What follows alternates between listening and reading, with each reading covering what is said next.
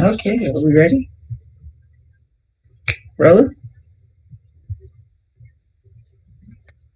I'm here. All right. Okay, and I guess we'll go ahead and get started since we have a lot to cover today. Um, Welcome to the Clayton County Library System Virtual Graphic Novel Club. My name is Erica, and Rolling well, Baker. is my co-host for the day. So today we are talking about Wonder Woman, and we have a lot to cover because she has a vast history. And we're going to just jump right on in. So DC's Wonder Woman, let's go. All right. Origin story of Miss Diana Prince. That is her alias, Diana Prince. It was given to her. Wonder Woman was first published in 1941. This is actually the January publication, 1942 cover of Sensation Comics debuting Wonder Woman. But she was published in December 1941 by psychologist and author William M. Marston. And he created Wonder Woman as a social experiment.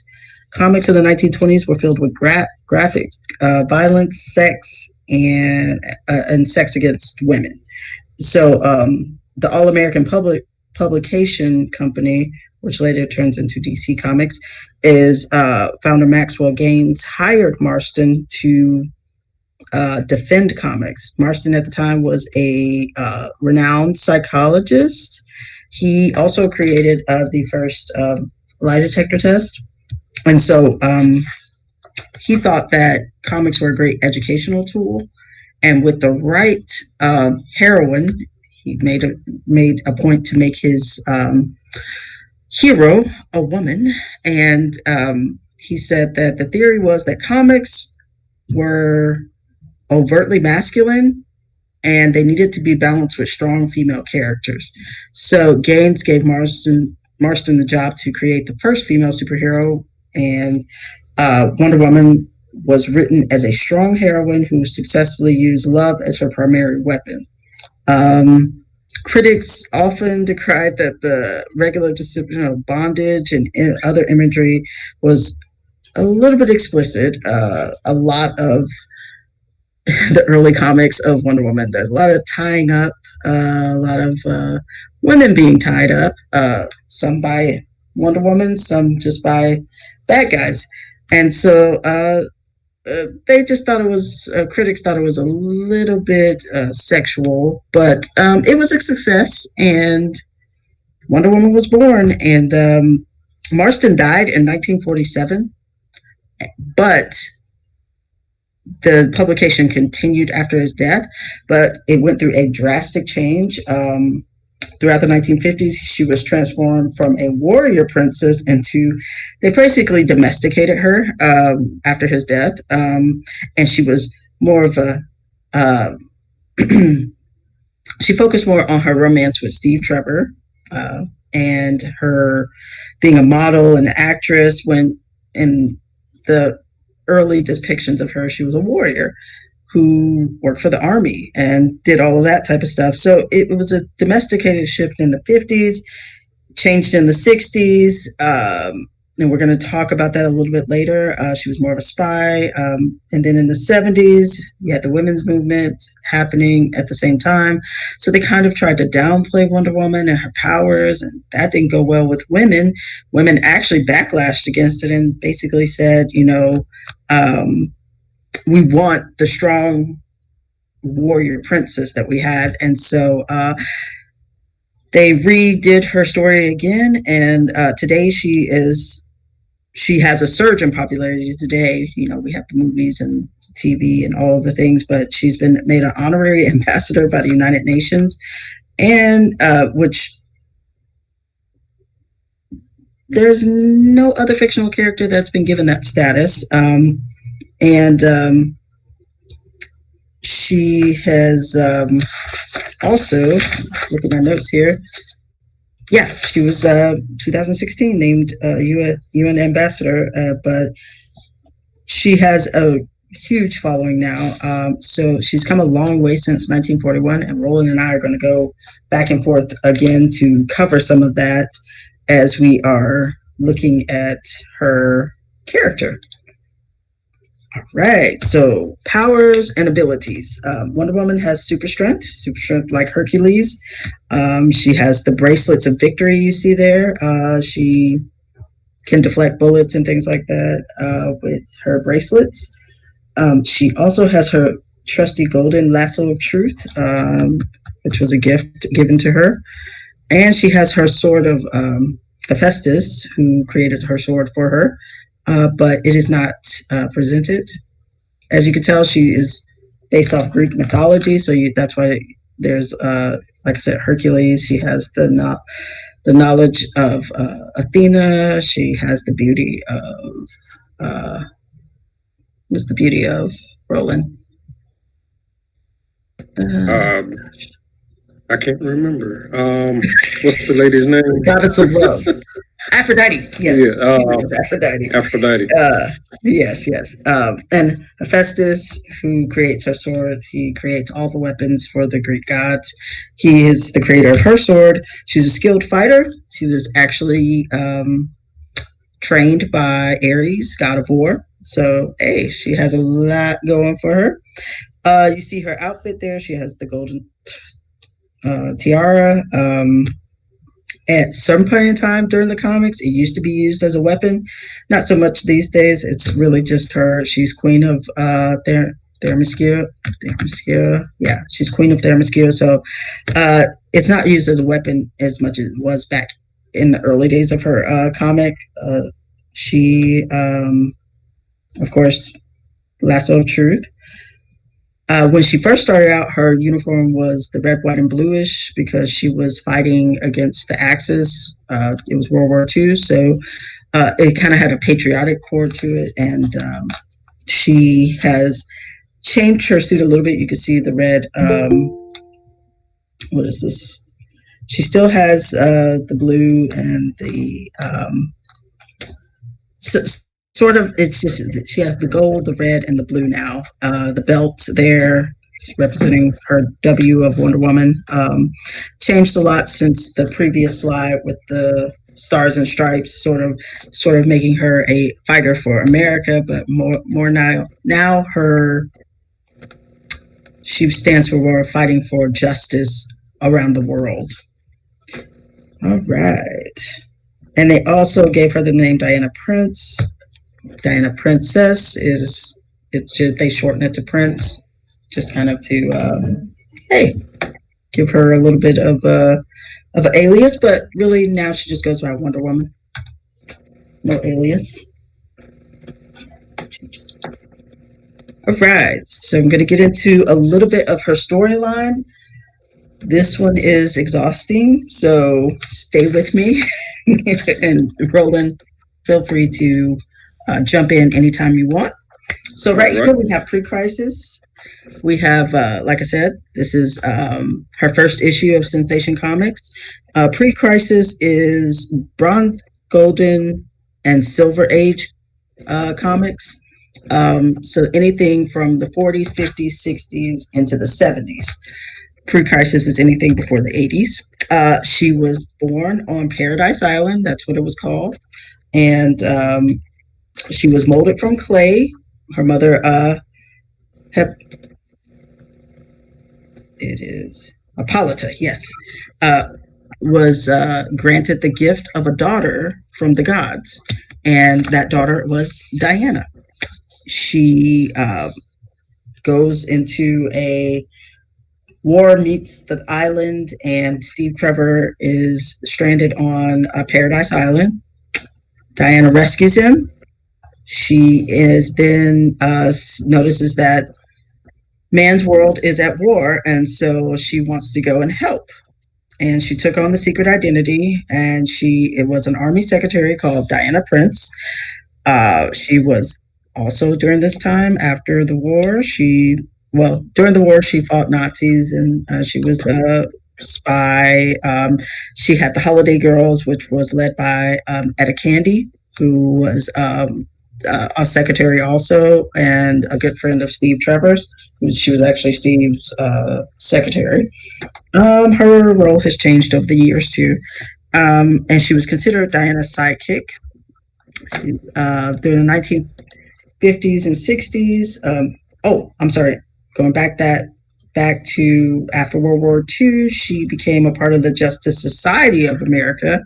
Justice Society is before the Justice League. She was a member of the Justice Society. In the 1950s and 60s, her story was updated again. The Silver Age Diana was more influenced by Greek mythology, but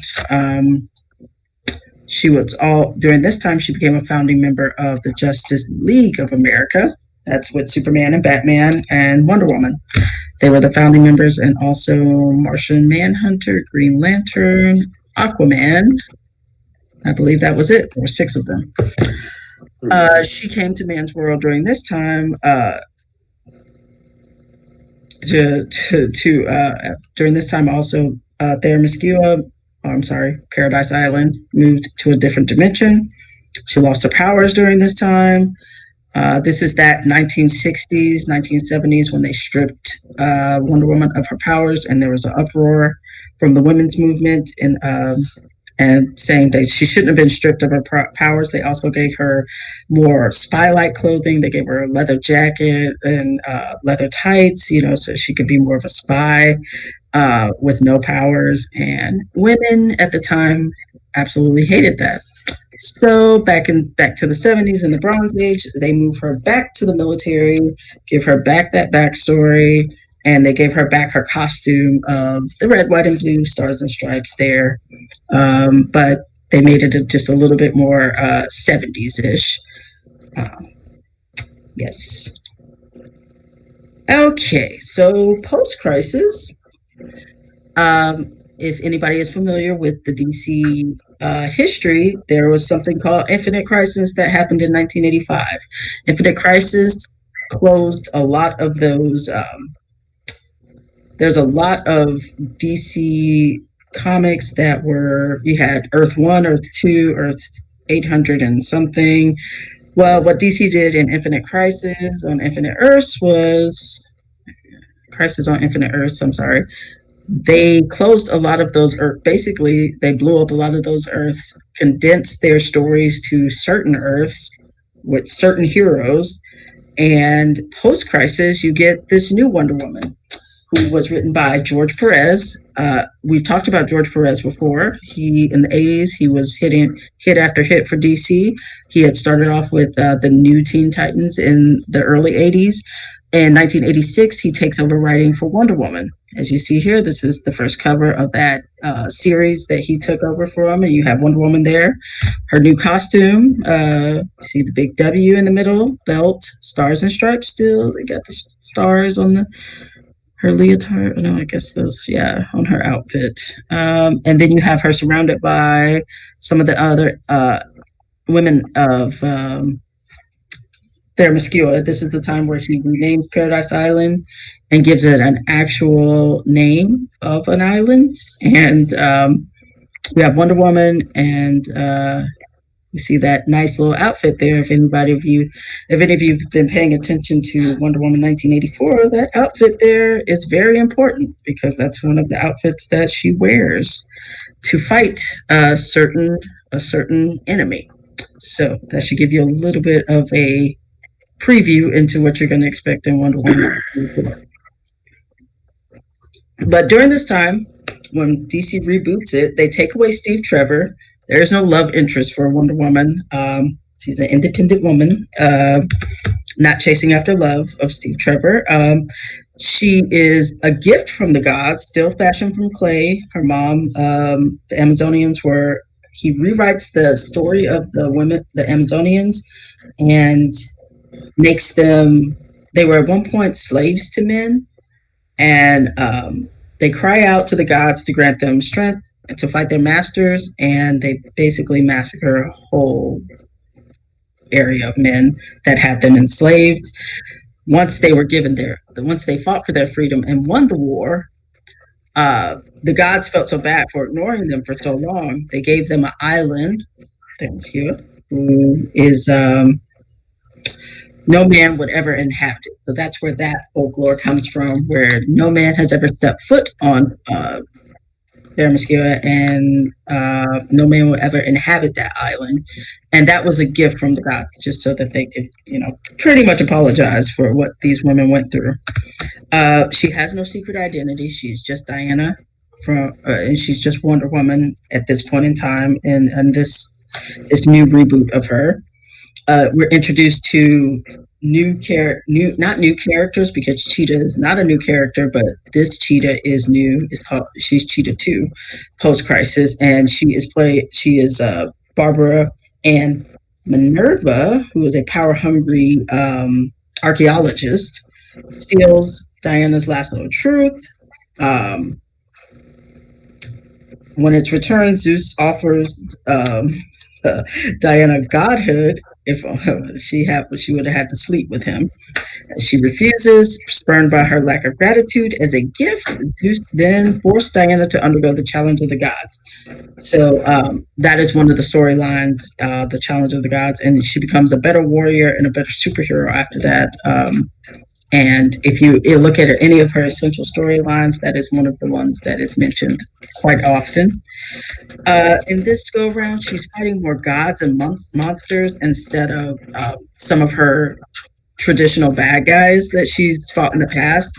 She's not fighting in any one person's war. She's more fighting her fellow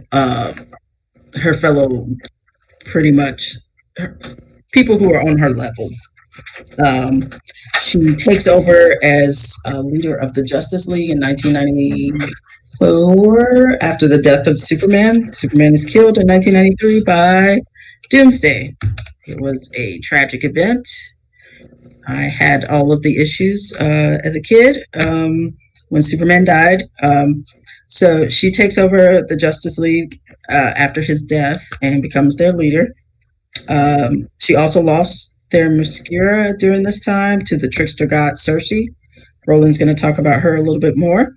And a new Wonder Woman is named when in her absence, because the whole island disappears and they are charted off to another dimension. So the women decide to name a new Wonder Woman, and it is Artemis. Artemis is also Amazonian. She can be found in The Outsiders now. She is one of the Outsiders with Jason Todd and Bizarro. During this time, Wonder Woman is kind of sort of lost because she's lost her connection with her fellow sisters. She takes a job. She meets what becomes the new Wonder Girl, Cassie Sandmark, during this time, and trains her. And she becomes she trains Cassie, and she also becomes the Justice League of America. She's the latest incarnation. Cassie basically takes the role that Diana had in Justice League for JLA, because Diana has to go deal with the crisis of the gods. She is also during this time, and this is from 1986 to 2002. Diana is feared to be dead. That's one of the storylines, and the demon god Neron nearly kills Diana at this time. And when the dust is settled, she's feared for dead, but she's actually clinging for life. The gods intervene again and grant Diana the divinity of the goddess of truth, a role that she embraced before returning to her duties as Wonder Woman, and later as a United Nations official ambassador from Themyscira. So that's post-crisis. Okay, you got Infinite Crisis and Year One. That's 2005 to 2011. This also includes the storylines from 52. That was a series that happened over a year for DC. We've talked about it before here, but I'm going to reiterate Wonder Woman's role in that. This is in 52, which is after Infinite Crisis happens. Wonder Woman kills Maxwell Lord. He's a supervillain. And again, if you've been paying attention to the commercials for Wonder Woman 1984, he is one of the villains in the movie. Maxwell Lord was controlling Superman, and when Wonder Woman finally confronts him and asks him how does she break the spell that the puppet master has himself, he says basically using the lasso of truth, she captures him, and he says, "You have to kill me in order to save Superman," and so she does. But this murder is caught on someone is recording it, and through that, it is released to all the news stations in the area, and basically, it's like Wonder Woman has murdered someone, which is a fat no-no in comic book world. Even her relationship with Batman and Superman grows tense because even though Superman was being controlled by Lord and is basically doing Lord's bidding, and having someone as powerful as Superman being controlled by somebody else is it's dangerous alone. They both thought it was wrong for her to kill Maxwell Lord. They both thought that Batman and both Superman thought there was another way for her to handle the situation, in which she looked at both of them and was like, well, when at the time I did what I thought I had to do, and I don't regret doing what I had to do. So she kind of was like, who's going to check me? That's basically what she told both of them, and walked away. She left the Justice League. She also, because of the killing, though, it sets off another villain. And he's not really a villain, but it's an artificial intelligence, sort of like Brainiac. It's called Brother Eye, who saw who then responded to her killing Maxwell Lord, and he enacts the protocol called Truth and Justice, which is designed to eliminate all women of the Amazon. And so he invades Themyscira. He leaves leaving the Amazons to fight for their life. In an effort to survive, they then transport themselves to another dimension yet again. They have to do this a lot. And Diana does not go with them. She leaves, and she's yet alone again in this world, being the only Amazon. She gives up her identity as Wonder Woman. She passes the mantle to the former Wonder Girl, who was Donna Troy, not Cassie Sandmark, but Donna Troy. Cassie Sandmark is still Wonder Girl in the Teen Titans, but Donna Troy takes over the mantle as Wonder Woman in this time where Diana basically goes to find herself. She's trying to find herself. She's murdered this guy, and so she's even put on trial for his murder, actually, and she's found not guilty later on. And because she works with the district attorney of the area, and she gets all the charges completely dropped. Fast forward, the New 52 from 2011 to 2016. This is after the events of Flashpoint. I think we've talked about Flashpoint on here before, but Flashpoint is basically where Flash goes back in time, saves his mom, but in the process of doing that, he changes the entire DC timeline. From every character is affected by his decision to save his mother's life as a child. From that, Diana's story is changed yet again. In this storyline, she is, instead of being molded out of clay as she was always told, she is actually a product of an affair between Queen. I have such a hard time saying her name, but Hippolyta. Oh, gosh, no. What's her name again, Roland? Hippolyta, yes. Yep. Yes. She's a product of the Queen and Zeus's affair, making her a demigod. So this is where that story comes along, where Diana is a demigod. She is the daughter of a god. And not only any god, she is the daughter of Zeus, the main god. So the lie was told to say that Diana was a gift from the gods molded out of clay. They explained that because anybody who has an affair with Zeus either ends up dead or their children end up dead from the product of the affair, because Hera is a jealous wife, and Hera always goes after those women and the children of those women. instead of actually going after Zeus, but that's a whole nother conversation. So to keep that affair from her and to keep Diana from Hera, they come up with that lie. But Strife, which is Zeus and Hera's daughter, also her brother is Ares, alerts Ares, Diana's brother, to the affair, and the product of that is Diana. And you must remember, Ares also trained Diana as a child, and so he keeps the information sort of to himself to use for later usage. But Diana accidentally finds out about her lineage through Strife when she saves a young woman's life named Zola, who is a human being, and brings her back to the island. Zola is special because Zola is pregnant by none other than Zeus, Diana's daddy. And when Strife comes to the island and tells her, hey, Zola is pregnant and Zeus is the father, which makes that child your sister or brother, your sibling. And Diana is shocked, and she leaves the island. She takes Zola with her. She's hurt. She confronts her mother about it, and basically asks her mom, is it true? And her mom admits to everything. And during this time also, Hera finds out about the betrayal and turns Diana's mother into clay.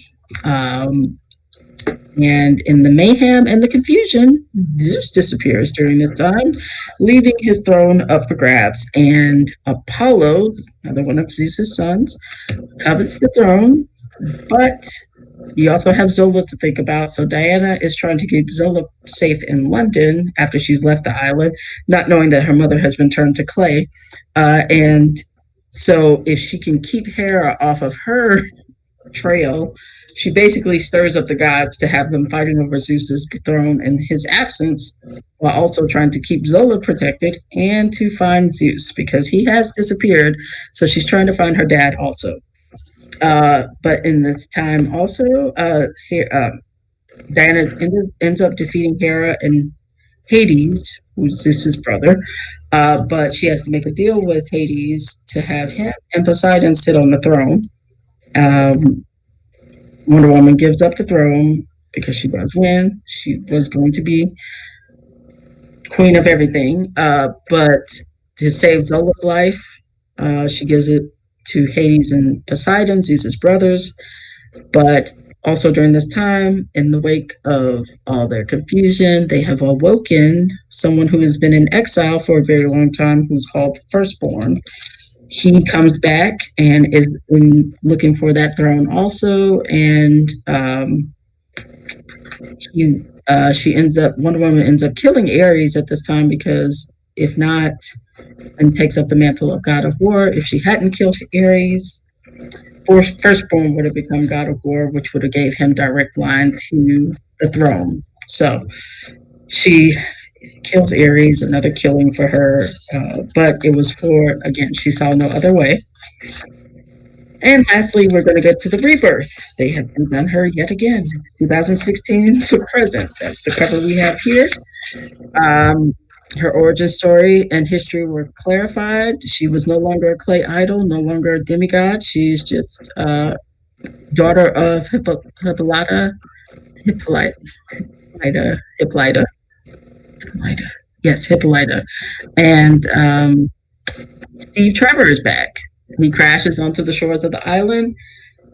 And in this story, she is she's just a superhero. She is to explain all of the other backstories that she had. They basically said Flashpoint, Infinite Earth, all of those were planted memories by Phobos and Deimos, who are the children of Ares. They basically implanted these memories into her brain to keep Diana from learning her true destiny. And she basically never returned home after her initial mission back in 1941 to help Steve Trevor off the island.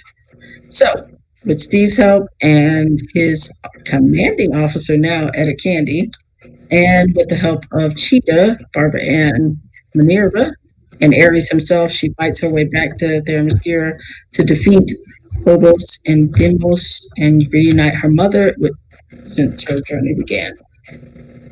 Whew, that was a lot. So that is Wonder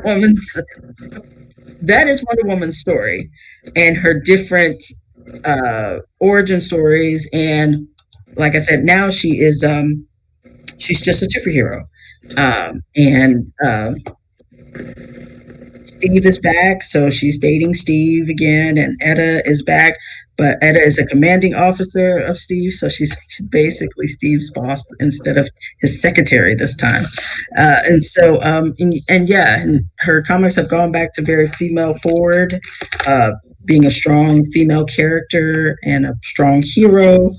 Um, I'm going to talk briefly about some other media that you may have seen Wonder Woman in before Roland jumps into some of the allies and enemies that she has. We have the classic made for TV movie. If anyone wants to endure it, it is. It's not bad, but it's very 70s. It's Kathy Lee Crosby playing Wonder Woman, and she leaves her home on Paradise Island and takes on a special mission for the United States Intelligence Agency. So yes, very 70s, very made for TV. It was great. It was great. The nostalgia there. You have 75 to 78. You have the amazing Linda Carter. Most people remember Linda Carter as the first TV Wonder Woman, but it was actually Miss Crosby over there. But the TV series Wonder Woman, she is basically her backstory. Beautiful Amazon, comes to help Steve Trevor. She's in the army. It's World War II when she's helping him the first time. The series over time, fast forward into the 70s to that current time. So yeah, she's when you say Wonder Woman, a lot of people think of Linda Carter. And Lyle Wagner played Major Steve Trevor. And a little bit of trivia there. Patty Jenkins actually wanted both Lyle Wagner and Linda Carter to do cameos in the 2017 Wonder Woman movie. They were neither one of them were able to, though, due to previous engagements. But it's a little fun fact. Then we have 73 to 1985. Saturday morning cartoons. These Super Friends. Oh, you gotta love it. You got to love it. I grew up watching it. You have Superman, Wonder Woman, Aquaman, Batman, Robin, plus the Junior Super Friends, Wendy Marv, and Wonder Dog. And the Wonder Twins were thrown in there. Everybody loves the Wonder Twins. But yeah, great, just cheesy. You gotta love it. 73 to 1985, it was pretty popular.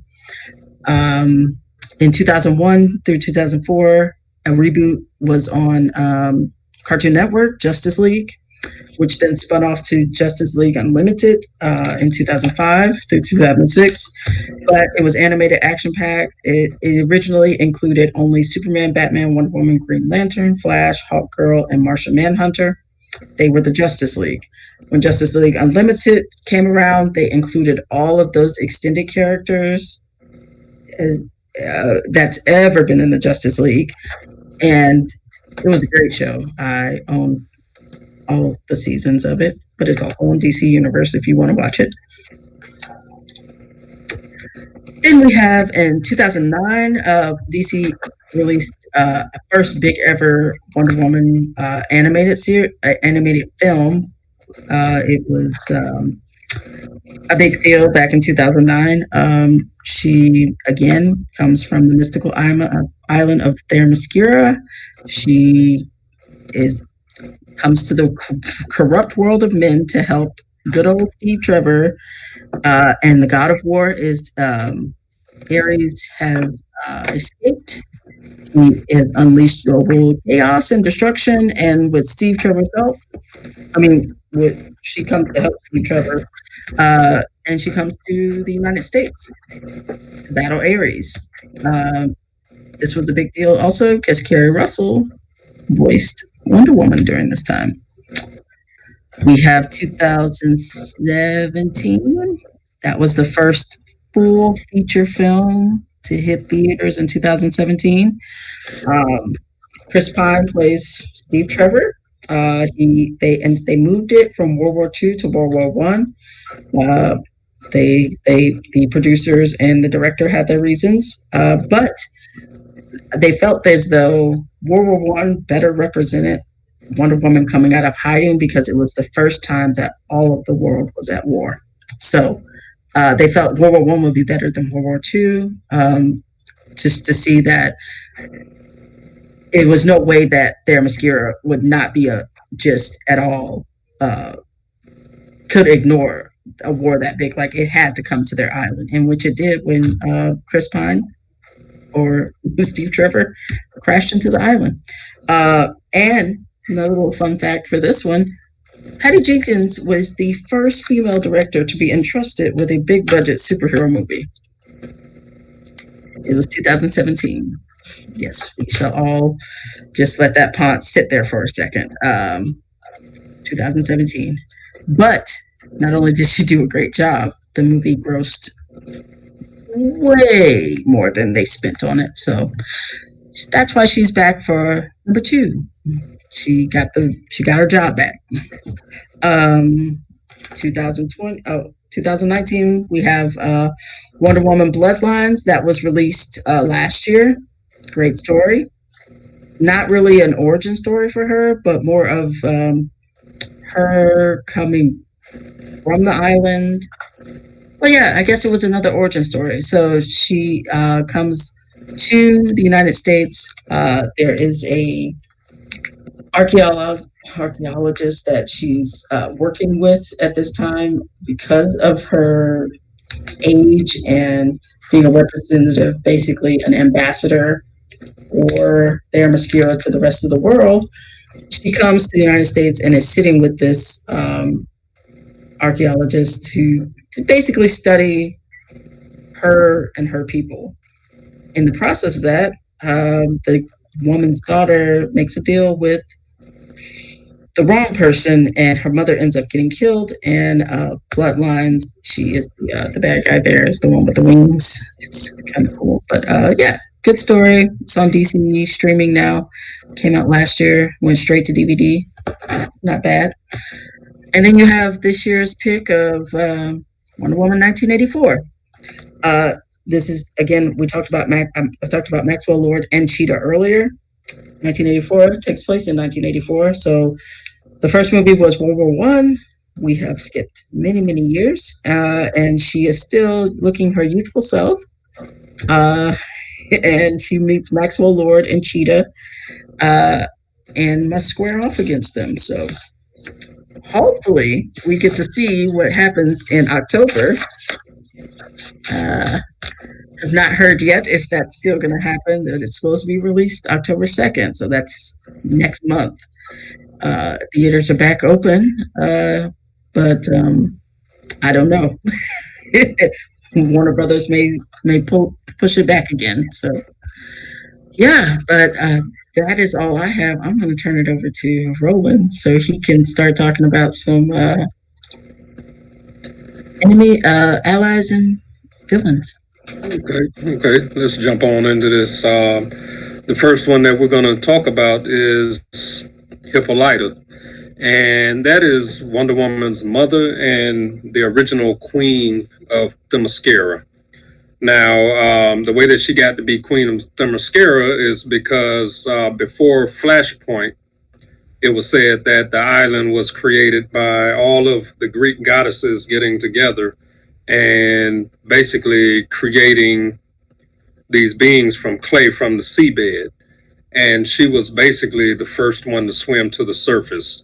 And so they granted her the, I guess you can say, the queendom of the island.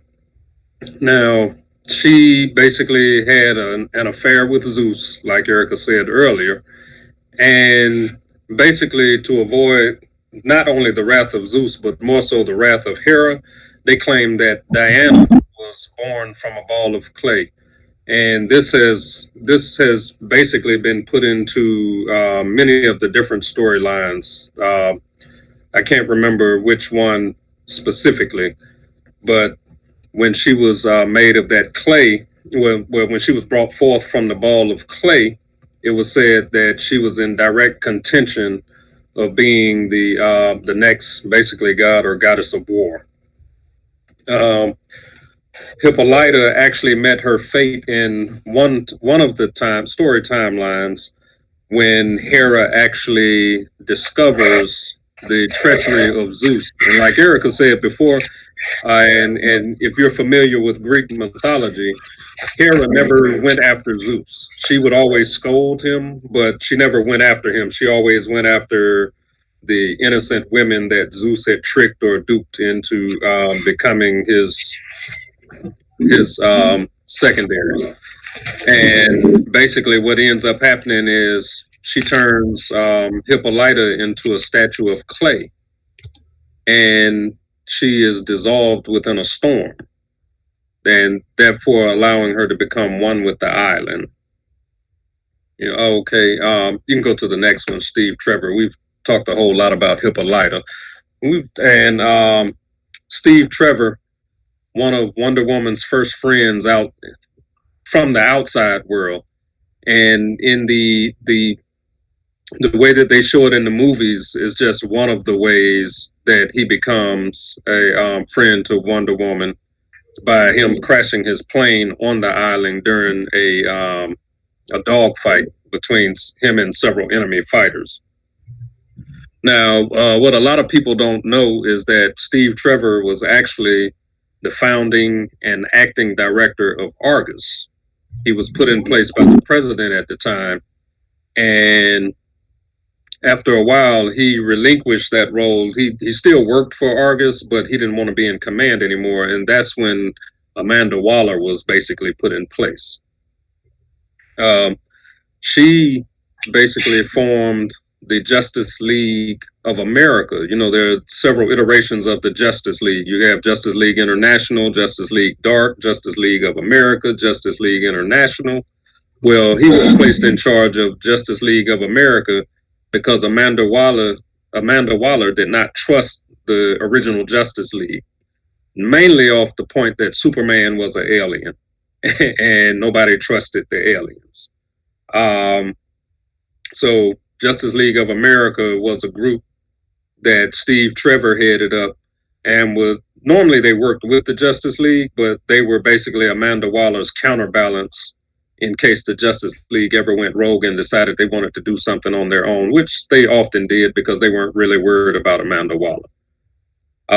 Steve Trevor, in some storylines, was Wonder Woman's love interest. They dated for a minute, but he got smitten with her and asked her to marry him, which at that point she turned him down, and basically stating that her duty, if she married him, part of her duties would be as a wife, and at that point in time the only duty that she saw was to fight evil.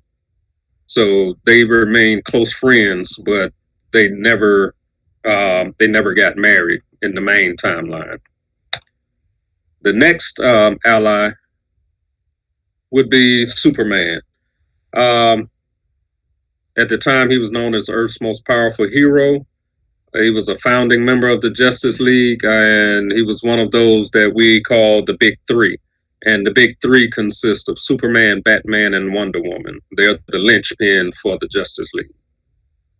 In the comics, he's basically been married 18 times across many storylines, with only 2 of those being to Wonder Woman. And from those storylines, once Superman has had children with both Lois Lane and Wonder Woman. So there are many super kids out there that basically a lot of them were displaced after the crisis because of the closing of the multiverses. So you don't hear about them too often. And now their first live action appearance together was actually not until 2016 with the Batman vs Superman movie. They had never shared the big screen together. One of the the next ally, Batman, they have had an ongoing team up where since in the books they first teamed up as far back as 1968, and there is a Batman doesn't really like Steve Trevor. That's one of the ongoing things in the DC universe, where they actually brought it to the film where Ben Affleck basically makes a couple of rude statements when Steve Trevor passes in the movie Justice League. On the outside of Wonder Woman having a kid with Superman, on one of those extra Earths, Wonder Woman actually, I don't think they married, but they had a daughter. Bruce Wayne and Princess Diana had a daughter, Alyssa Wayne, who actually took up the mantle of Wonder Woman herself. She didn't call herself Wonder Woman, but she was garbed up the same and had the same accoutrements, like a lasso of truth. She had the gauntlets and the headpiece. Playfully, what I found on the internet, I had never seen. Well, I think I saw this and probably ignored it a while back. But the relationship that Wonder Woman and Batman had was known as Wonder Bat, and I'm glad they didn't go forward with making a big deal out of that. It's kind of corny. The next group of allies is the Justice League. Now, if you see the picture here, these are the core members: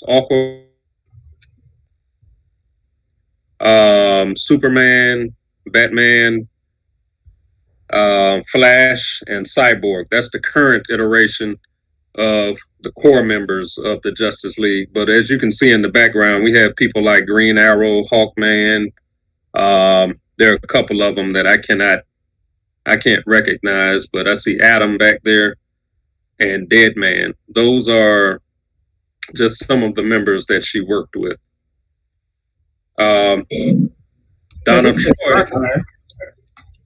Donna Troy was actually another ally that was basically created in Wonder Woman's likeness. In the storyline that Erica was telling you about before, where Wonder Woman didn't disappear. The island of Themyscira disappeared because it had been transported to another dimension. In Wonder Woman's absence, they thought that Wonder Woman was basically being negligent in her duty and was not a good queen. And so one of the elders of Themyscira, who was basically versed in black magic, decided to gather up the clay remains of Hippolyta. And I believe this Amazonian was named Dorino. And what she did, she used black magic to combine the clay remains and basically fashion a new being.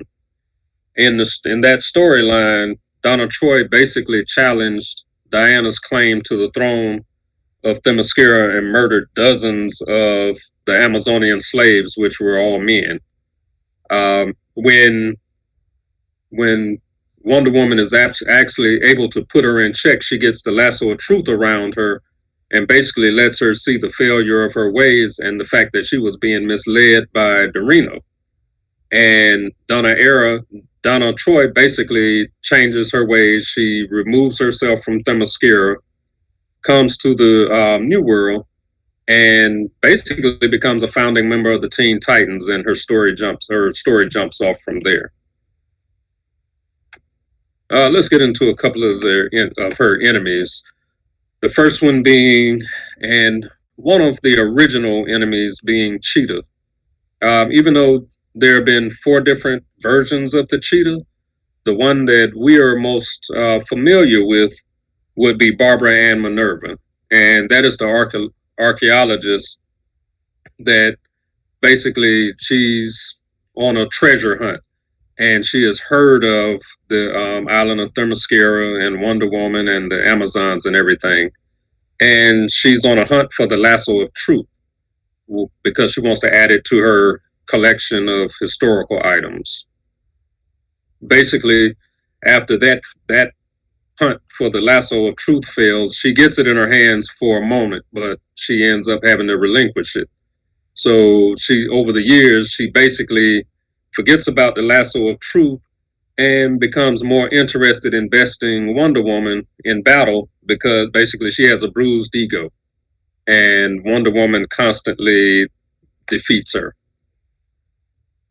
Another enemy, Maxwell Lord, who was originally in the storylines, he was a normal human, but he was basically gifted superpowers during the Dominator invasion crossover when a gene bomb is exploded. The Dominator invasion was basically shown on TV on the CW Arrowverse as a crossover feature. It didn't include Wonder Woman or any of those characters, but it supposedly happens around the same time. The powers that he gained were basically being able to telepathically influence people's minds and push thoughts into their subconscious. This is how he took control of Superman. And as Erica said before, well, the only way to free Superman meant that Wonder Woman was forced to kill him because, well, when she questioned him with the lasso of truth, that's the answer that he gave. That's not the solution that Wonder Woman came up with. That's the solution that Maxwell Lord said was the only way to save Superman. So she followed through with it and risked becoming a pariah from that. The next enemy, Ares, an old god who was commonly worshipped as the god of war and known as the most fearsome son of Zeus. He is also the half brother of Wonder Woman. In the first Wonder Woman movie, he is basically shown as a character, Sir Patrick Morgan, and he is a member of British, I think it was British intelligence or the British War Council. And basically, what he did, he used his influence to push nations to war, kind of covertly. In the end, when he is forced to, when he forces Diana to face him in battle, she battles him for a minute, and seeing that she was not going to win in the way that most people thought she was going to win by just beating him senseless, she was basically able to use her nonviolent emotions to overpower and defeat him and fulfill her role as the God Killer, which he had told her that was why she was put on Earth. Her basically her destiny was to fulfill her role as the God Killer. But she was able to do this with emotions other than brute strength. Another enemy, because Wonder Woman is basically centered around the Greek mythos, another one of her enemies is Circe. And the Circe from the comic books is based on the same Circe who imprisoned Odysseus in the Odyssey. You know, she changed half of his shipmates into basically feral pigs and other animals to roam her island. When the goddess of magic, Hecate, transferred her soul to Circe, she said the words, "Upon the death of which and the birth of which, Hecate, by name and choice, shall repossess her soul." In addition to being goddess of witchcraft, Hecate is also a goddess of the moon. And when Circe learned that Wonder Woman shared her name with the moon goddess Diana, she decided that Hecate's cryptic warning must refer to her. At this point, Circe basically came after Wonder Woman because she did not want her to fulfill that prophecy. When Diana is struck by the witch mark of the goddess Hecate, she travels to the island of Aea along with Justice League Dark, asking Circe for help. And I'm going to get into that a little bit later because that's the actual graphic novel that I read. And it was called The Witching Hour. Now, these next few enemies are this. Well, let's just get into this next one. He's a character. Um, this is one of the most reoccurring enemies that Wonder Woman has had over all three ages of comic books, from the Golden Age, from the Bronze Age, Silver Age, the Golden Age, to now. He is because the writer, the initial writer of Wonder Woman, was a psychologist. One of the things that he needed was to have a character that basically was the antithesis of everything that Wonder Woman was for. Like I said, Wonder Woman was created basically as a women's empowerment character. So Dr. Psycho uh, basically had an intense hatred of women. He was very misogynistic in the beginning. Not only could he did he have telepathic and telekinetic powers, but he was real connected to magic. Basically, he was able to harness the several items of the occult, and he was able to project supernatural energies. He was also enlisted by Cersei to create disturbing dreams for one of Wonder Woman's close friends, with the result that Wonder Woman would be forced to separate herself from her closest allies. She basically made her friend go crazy. Um, he he has consistently been portrayed in the media as a misogynistic short person with psychic powers that suffers from a mental illness. If you are familiar with the new Harley Quinn cartoon series, you can see an example of that in the very first episode when they're fighting Wonder Woman out on the street, and he goes haywire and starts calling Wonder Woman all kind of names, which basically one name he calls her makes the earth stop rotating almost. And he's sent to what is it called, Erica, where you go into remediation over your actions, make you think about yourself. Yeah, he had to go to like Arkham's group Yeah, like he had to be in villain group therapy just right, because of his misogynistic views and the fact that the Me Too movement was happening. And so right. no one Yeah, had time for that. so they made him a comic. He was the comic relief for the Me Too movement, and sort of like and not really a hero, definitely not a hero, but somebody that women could basically step on in their anger. Okay, you can go to the next slide. That the enemy that you saw on the front of the cover for, I think it was Wonder Woman Bloodlines, was the villain Silver Swan. You can go to the next slide. Okay, so this young lady Silver Swan, who is basically the enemy that Wonder Woman has to go against in Bloodlines. Basically, her backstory was that she was a teenager who had she wanted to be a ballerina basically, and she was in an office building when Wonder Woman was fighting one of her foes. I can't exactly remember the name of the foe, but the building came down on her and she lost use of her legs, and Wonder Woman basically sat by her side through her recovery. And she got accustomed to Wonder Woman being there.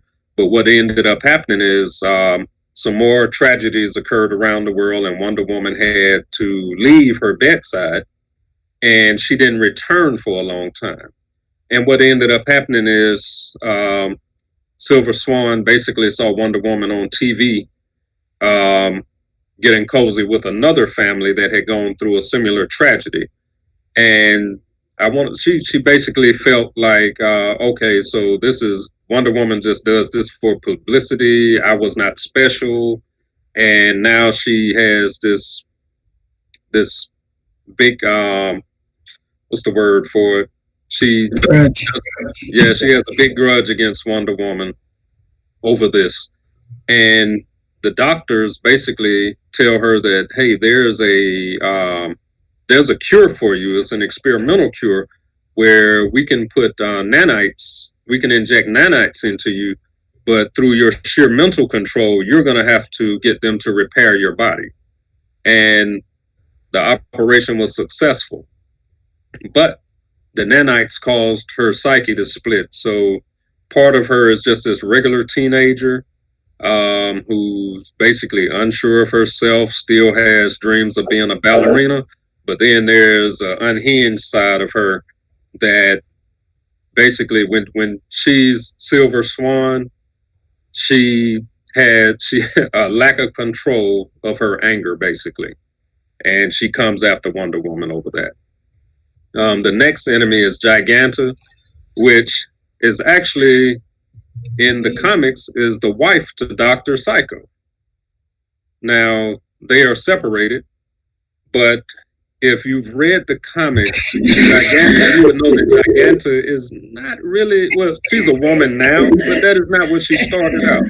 She's actually an artificially evolved ape that Professor Zool did some experiments on and changed her into a red-haired strong woman that had an attitude problem. She had the power to increase her size from her standard 6'6", which is already a tall person, to several hundred feet. Another one of Wonder Woman's big foes that occurs that basically seems to be undefeatable, and thank God that she's from an alternate reality where the regular Wonder Woman of the comics does not have to doesn't have to deal with her too often, but she is basically the evil avatar of Donna Troy. In her alternate reality, Donna Troy, the Anti-Monitor, basically to be his harbinger of doom. And she was raised to be a sorceress. So that right there, she's been a foe that they have never been able to destroy, but she's locked in her own alternate reality. And after Crisis, it was said that she was destroyed, but they found out that her Earth was destroyed, but she was not. She tethered herself to a whole different reality, and she's out there floating in the ethos somewhere. And those are the major enemies and allies of Wonder Woman. All right, thanks. All right. It is. Do you want to go ahead? Did anybody want to share their graphic novels for this week? You know what? If nobody else will, I'll start off. Yeah, you go ahead and start us off. Yes, I just finished reading this right here, which is The Witching Hour. And what it is, it's a Wonder Woman and Justice League dark novel.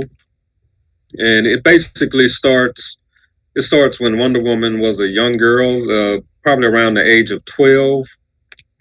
She was out in the woods of Themyscira, basically spying on a ritual that was being performed by a group of Amazonian witches. And what this ritual was, they were doing a ritual for Hecate, which is the Greek goddess of magic. Basically, what ended up happening is because she was in that place, the essence of Hecate kind of latched onto her, because remember, at this point in time, she's an innocent, 12 years old, and basically pure. So she's the daughter of the queen, and Hecate realizes that she can be a vessel for her power, or some power. Now, what ends up happening is that the witches basically bring young Diana back to her mother, and she asks, well, what happened? And they say that, well, we found her sleeping in a tree above our ritual, which was not the case. Basically, they yanked her out of, when they realized she was there, she got yanked out of the tree and became part of the ritual. But what was to happen would actually happen later. as she was dreaming, Hecate came to her and branded a mark on her forehead. And what this mark is called the witch mark. And basically, what it is that Hecate had basically stolen magic from three individuals, three very powerful individuals. And the upside down man represents one of those individuals from another, basically from another dimension.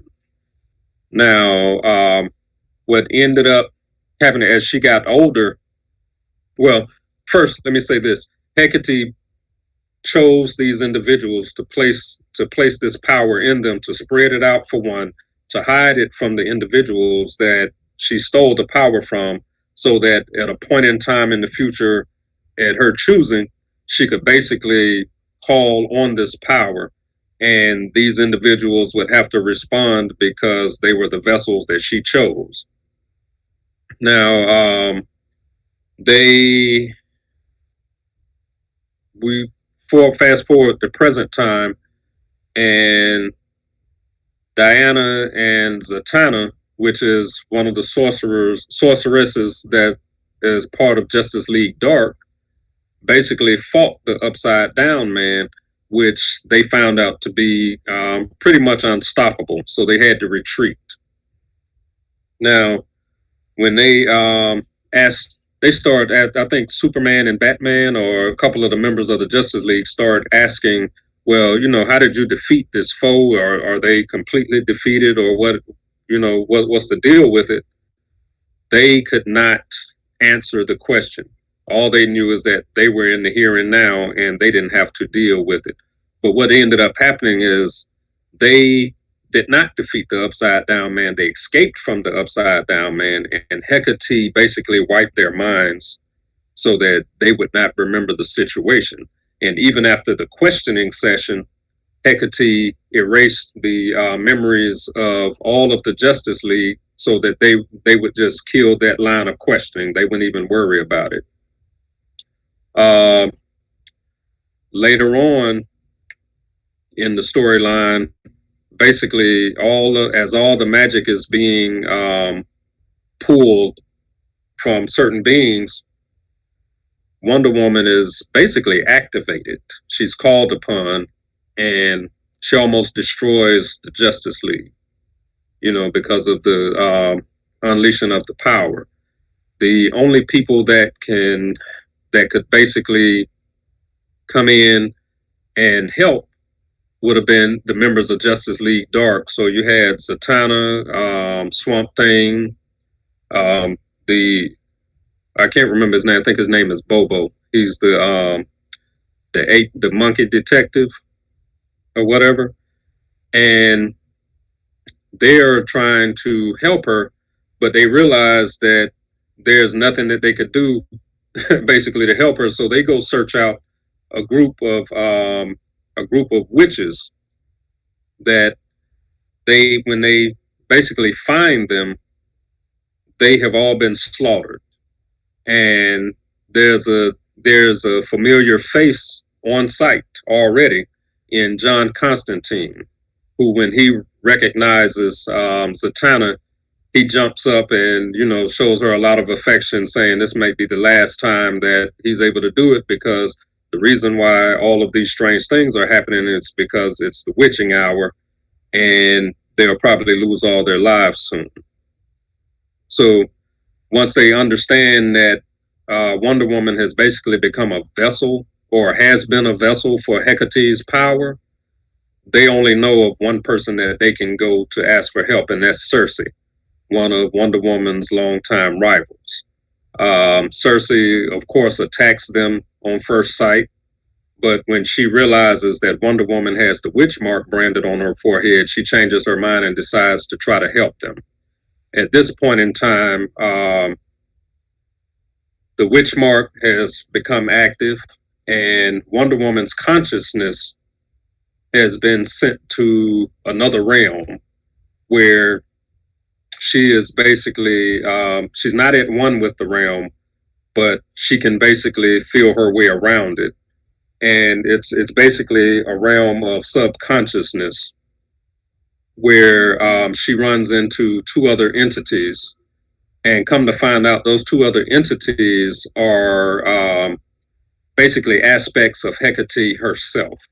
So what you have here is, in Greek mythology, they're making the connection between Hecate and Diana, the moon goddess, and the fact that both of these goddesses have three aspects. Okay, so the aspect that has taken over Hecate is pretty much the vengeful, angry side.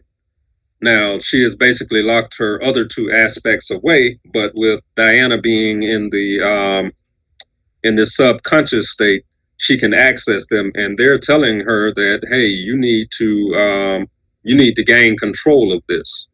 This is the only way that any of you guys will survive, is if you gain control of the power that she has granted you, that she's trying to pull on now. What ends up happening, the other two individuals that had been branded by the witch mark were the comic characters Manitou Dawn and Black Orchid. Now, when Zatanna and John Constantine try to push Hecate from Wonder Woman's mind, they end up failing, but what they end up doing is freeing Manitou Dawn and Black Orchid.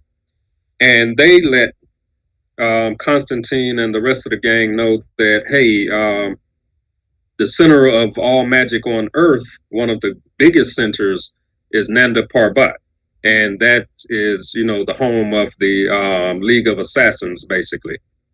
And what's ended up happening is Wonder Woman basically gets to Nanda Parbat before the rest of them, and starts destroying, not really destroying it or tearing it down, but replacing it with a necropolis dedicated to Hecate. She destroys the Parliament of Trees, which is the root that that Swamp Thing is connected to. And what ends up happening is, in the collective unconsciousness where Wonder Woman is trapped, the two aspects of Hecate basically tell her, say, hey, if you control this power, then you will defeat it. You will be able to defeat Hecate. And she ends up doing that, and they're saying, don't become the crone, which is what her aspect is trying to get her. Because of her power, the crone has taken over. And so the aspects that she's talking to, the maiden and the mother, are helping. They basically help her. And along with Justice League Dark, they fool around and they unleash the Upside Down Man, which they had been warned that he was unstoppable even to the Greek gods from his realm of power. So what they end up doing is unleashing him, and he basically ends up devouring Hecate by himself. And the power that Wonder Woman is holding, she basically becomes in full control of it. They're able to close the dimensional split that basically still traps the Upside Down Man in his dimension. And basically now Wonder Woman in today's continuum is now not only the Queen of Themyscira, not only an Amazonian warrior, but a powerful sorceress as well. And that's the end of the story. She's basically a new goddess, basically of witchcraft. Cool. Well, mine was not as long as yours. I did a newer one. It's Wonder Woman Come Back to Me. It was done last year, 2019. It was published. It's a two-parter, about 60 pages.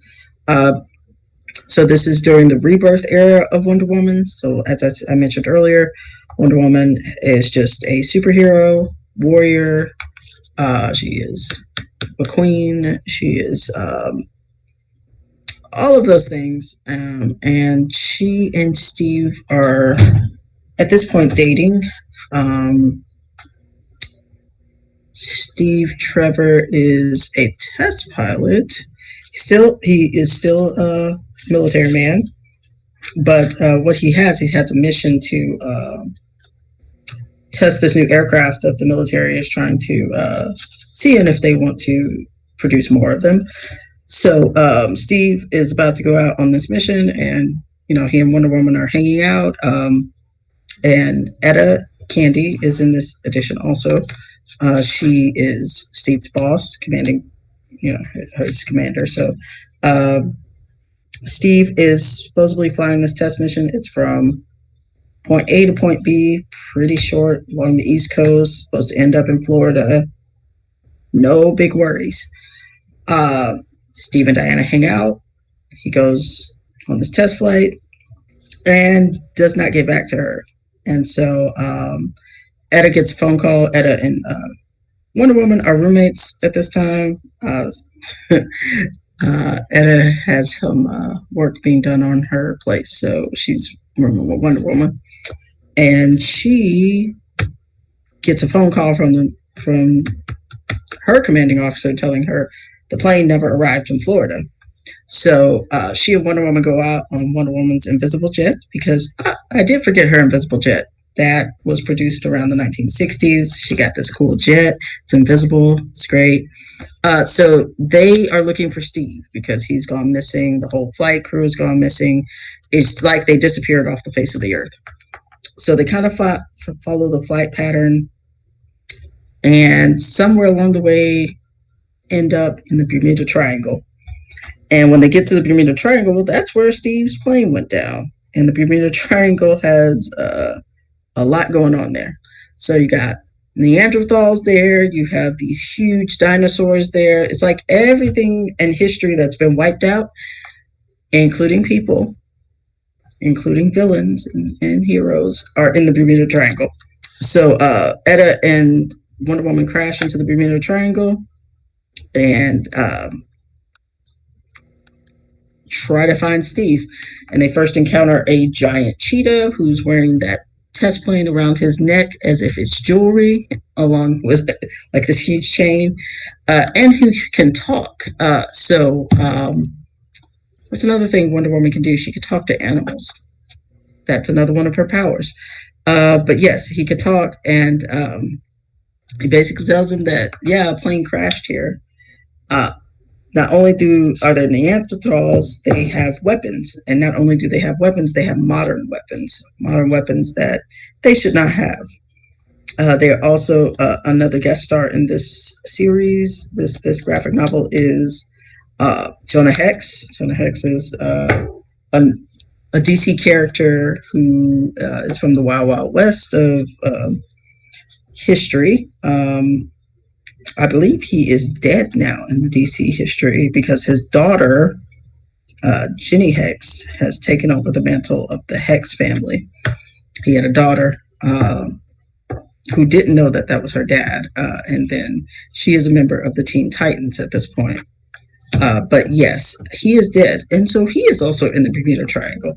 So they all run into each other, and they're trying to find Steve and trying to get out of the Bermuda Triangle, because the folklore is that once you enter the triangle, you can never escape. But of course they do on Wonder Woman's invisible jet. And it's like I said, it's a short and sweet one, but it's from her Rebirth series, so it's the modern series of her. So yeah, that's all I have. Okay. I wanted to say, I misspoke when I said that Wonder Woman became the new like queen of magic, or basically goddess of magic. It wasn't Wonder Woman, it was Cersei. Because when Wonder Woman opened the portal and had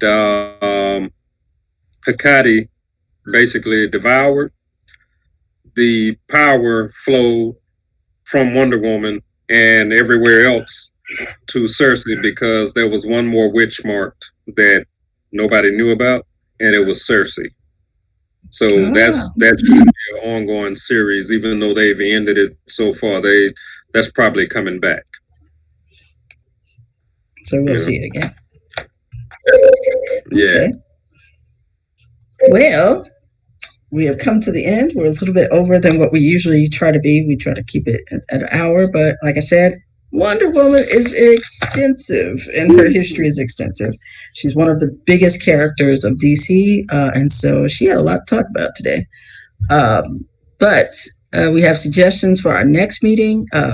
Next time we're doing some Marvel characters, so if anybody wants to throw something out there, put it in the chat or just chime in. Take yourself off mute, chime in, and let us know. There is a preference here from 50% of this duo. It's circled in yellow, but with the yellow outline. My knowledge is more DC. His knowledge is more Marvel. So I think he wants to talk about Doctor Strange. Well, we could do Doctor Strange. Dr. Strange? Okay. Yes, it sounds like Dr. Strange is who it is. So we will be meeting again. Our next meeting is actually going to be October 6th, even though we usually meet every other week. We won't be able to meet on September 22nd, so we're going to have to move it to October 6th. And we'll be here, right back here at 4 p.m. You can come into the library to get your graphic novels. So check us out on claytonpl.org there. You can get all the updated information there. You can also get access to the catalog to see what you want to read for October 6th. We got some Doctor Strange stuff in the library, so don't hesitate to come visit us. But yeah, all the updates and everything else and procedures will be there in that on our website. And if anybody had any questions, we'll go ahead real quick for that. If not, we'll see you guys on October 6th. Now look at the chat. I have no questions. Okay, great. Well, I hope you guys enjoyed Wonder Woman. Make sure you guys go out. October 2nd is supposed to be the next film. If you guys feel safe going to the movie theaters, go check it out. I'll probably be waiting a little bit longer, but yeah. October 6th is the next time we'll be meeting, and we'll be talking about Doctor Strange. So we'll see you guys later. Doctor Strange. Yeah. Bye, everybody.